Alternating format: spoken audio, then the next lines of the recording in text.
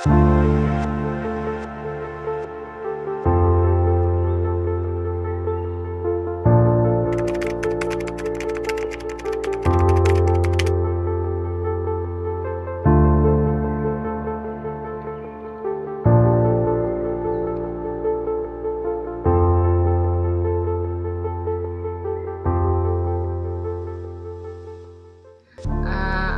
teman-teman, perkenalkan nama saya Magdalena Simanjuntak.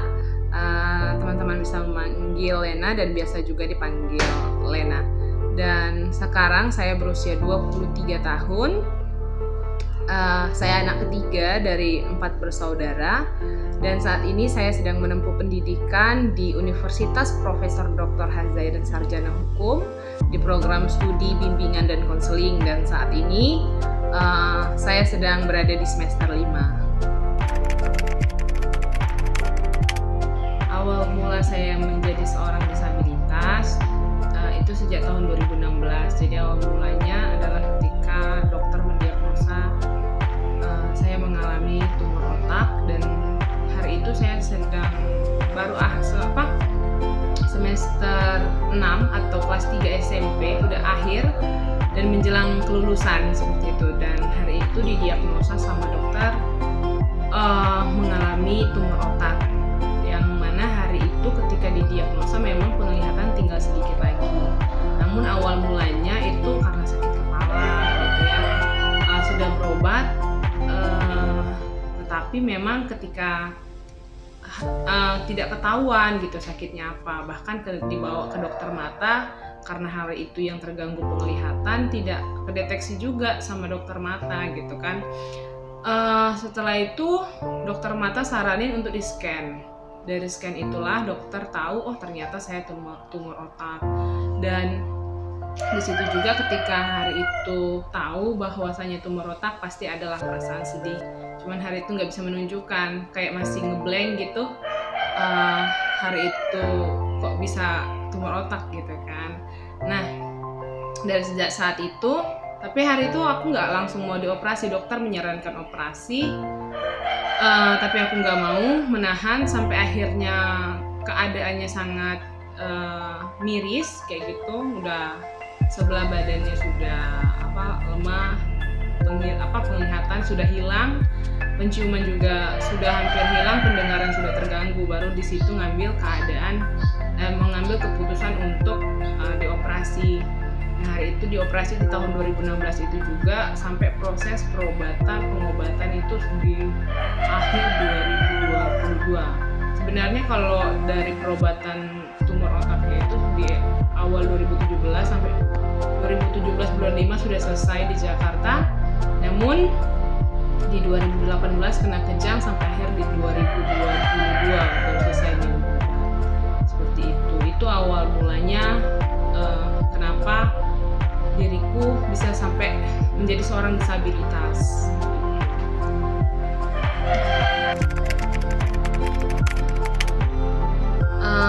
Ketika pertama kali menjadi seorang disabilitas di 2016 itu, memang keadaannya nggak mudah ya, apalagi harus mengenali lingkungan dan tidak ada penglihatan gitu. Itu sangat sulit kayak gitu, numbur sana numbur sini gitu kan. Jadi ada suatu emosional juga yang hari itu marah-marah kayak gitu kan, karena keadaannya udah berbeda, tidak sama. Karena aku orangnya itu nggak bisa diam, selama bisa ngelihat pun jarang di rumah gitu ya, main ke sana main ke sini. Dan itu keadaan yang dimana menjadi seorang disabilitas yang nggak bisa melihat, tunanetra, langsung diam di rumah, nggak ngapa-ngapain, dan itu sangat berat bagiku.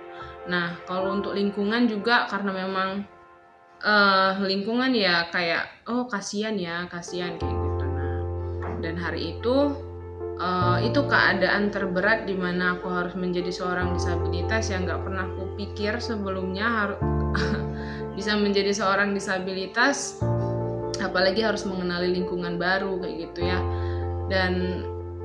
Dan bersyukurnya tapi ada keluarga yang selalu mendukung, selalu support, sekalipun keadaanku yang hari itu emosian gitu ya, marah-marah, nggak enak sedikit yang kurasakan, bisa marah gitu karena sebenarnya belum terima kayak gitu.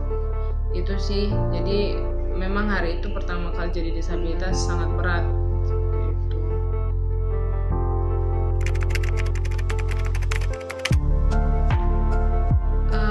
Nah itu awal mula ya, kayak dari perjalanan itu sebenarnya ketika udah nggak bisa melihat, aku udah nggak ada lagi niatan mau sekolah, karena itu hari itu kan lulus SMP dan nengok teman-teman sebenarnya yang udah sekolah lanjut SMA gitu kan, karena itu nggak ada niat lagi mau sekolah kayak gitu. Bahkan dari masih berobat di Jakarta sebenarnya pas tinggal di yayasan tuh ada sekolahnya gitu, tapi ya ogah-ogahan kayak gitu karena ngerasa untuk apa sekolah kayak gitu kan udah nggak bisa ngeliat lagi gitu. Jadi kayak tertutup semuanya, ngerasa bahwa nggak ada jalan keluar, udah terima aja, pasrah gitu kan dengan keadaan. Tapi di satu momen di 2019, 3 tahun berhentikan sekolah, jeda di 2019 aku ngikut satu komunitas anak-anak muda sebenarnya. Nah di situ pembimbingnya namanya Tante Santi, dia bilang kamu orang berpotensi kayak gitu. Sayang masa mudamu kalau kamu habiskan cuma di rumah saja kayak gitu kan, kerja, masak, cuci piring dan lain sebagainya. Jadi dia memotivasi untuk aku, ayo kamu mulai sekolah hari itu. Nah karena mulai dari situ puji Tuhan terbukalah pikiranku, oh iya ya aku masih bisa sekolah. Dan nggak tahu kenapa, pokoknya mungkin udah waktunya Tuhan di situ untuk aku sekolah. Nah karena sebelumnya itu ada yang dorong untuk sekolah juga nggak mau kayak gitu, karena udah mikir nggak ada lagi gunanya sekolah kayak gitu kan. Nah tapi di 2019 itu semangatku bangkit karena didorong, dimotivasi sama pembinaku itu.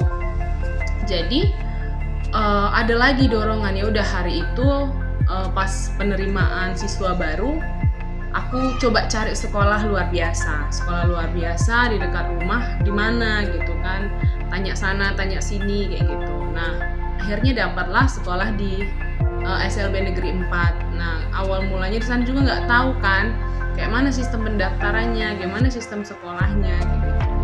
Nah akhirnya disitulah mulainya aku bisa sekolah. Nah setelah selesai sekolah itu didorong juga sebenarnya untuk kuliah, cuman aku nggak mau sebenarnya hari itu untuk kuliah. Nah kenapa mau sampai sekarang bisa kuliah, karena hari itu kakakku ngomong gini, awalnya kan memang hanya mau kursus untuk pelatihan aja. Baru selesai dari kursus itu barulah mau kuliah gitu. Tapi dibilang sayang di umurmu masih muda tapi kau sia-siakan gitu, langsung aja kuliah. Nah akhirnya di 2022 aku udah kelas 3 SMA, disitulah baru ada kayak pikiran, oh iya ya bisa nggak ya aku kuliah kayak gitu kan. Nah sudah di situ aku coba cari tahu, oh bisa ternyata kuliah. Akhirnya hari itu daftar di Jakarta jurusan pendidikan luar biasa. Tapi di Jakarta sama di Padang aku daftar hari itu, tapi nggak ada yang lulus, puji Tuhan nggak ada yang lulus. Akhirnya aku coba cepat-cepat untuk ngelobi di universitas di Unihas gitu kan, bisa nggak nih kayak gitu. Akhirnya di situ ternyata ada teman-teman disabilitas yang juga sebenarnya sudah kuliah gitu kan. Ada 3 kakak tingkat di program BK juga, program studi BK yang sudah kuliah, mereka tunanetra. Nah di situ aku termotivasi juga lah gitu kan, oh bisa nih kuliah di sini. Akhirnya di 2022 itu mutusin untuk aku kuliah kayak gitu. Nah akhirnya diterima di Universitas Profesor Dr. Hazairin Sarjana Hukum sampai sekarang.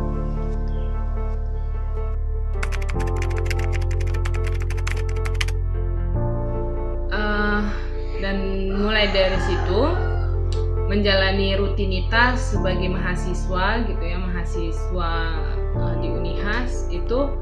Ketika pulang pergi kan kita masuk itu kan berganti-ganti ya, jamnya nggak sama gitu. Jadi ketika masuk jam 8 pulang biasanya tengah hari itu ngobrol dulu sama teman-teman gitu kan. Bersyukur juga ketika di kampus itu aku dapat teman-teman yang baik, dapat teman-teman yang mau membantu lah dalam mobilitas juga.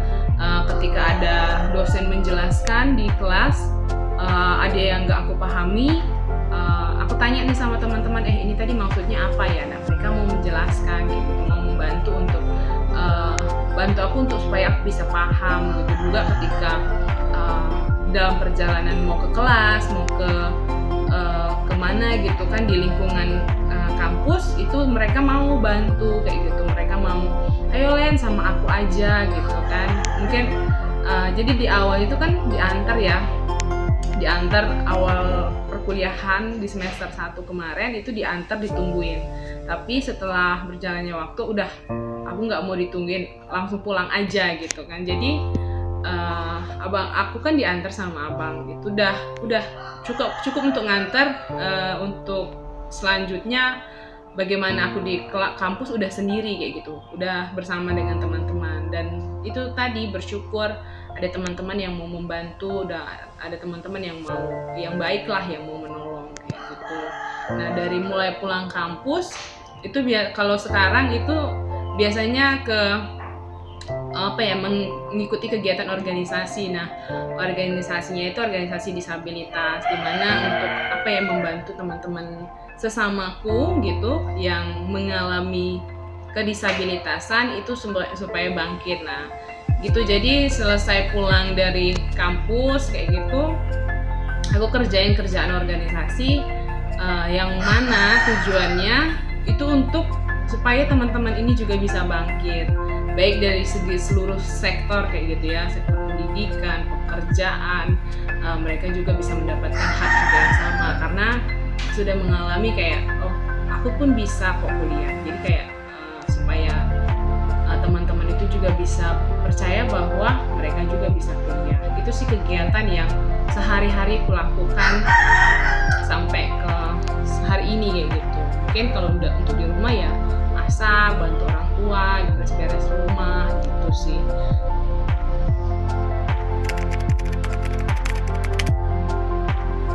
Aplikasi multimedia. Nah, itu luarannya adalah video. Nah, jadi video itu kemarin setelah kita diskusi dengan profesornya, nah ternyata kami lebih fokus kepada kebutuhan yang saat ini, yaitu di tunanetra. Nah, jadi video itu alhamdulillah sekarang sudah siap. Nah, insya Allah kita aplikasikan di semester ini juga, karena kebetulan mata kuliah itu di semester ini.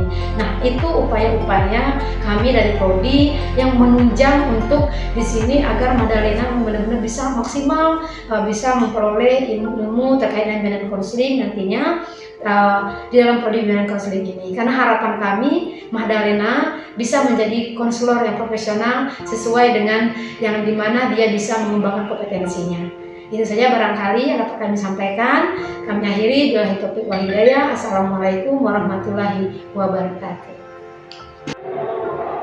Dan juga Magdalena itu orangnya sangat mandiri. Jadi ketika keluar dari kelas itu kami berniat untuk membantu, tapi dia itu mau sendiri kayak gitu. Dan juga yang saya salut dengan beliau itu sudah hafal jalannya, kan 3 tiket, jadi turun naik tangga itu sudah hafal. Kalau aku boleh berpesan untuk semua teman-teman baik ragam disabilitas gitu ya, apa yang kalian punya sekarang kembangkan kayak gitu. Potensi yang teman-teman punya mari kembangkan, apalagi untuk teman-teman yang disabilitas yang masih usia muda gitu kan. Kalau bisa kuliah harus kuliah kayak gitu.